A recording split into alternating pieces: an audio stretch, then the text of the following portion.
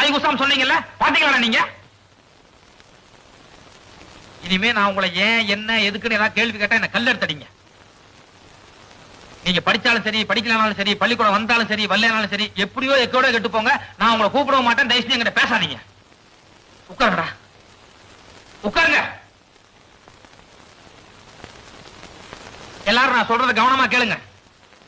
மகாத்மா காந்தி நம்ம நாட்டுக்கு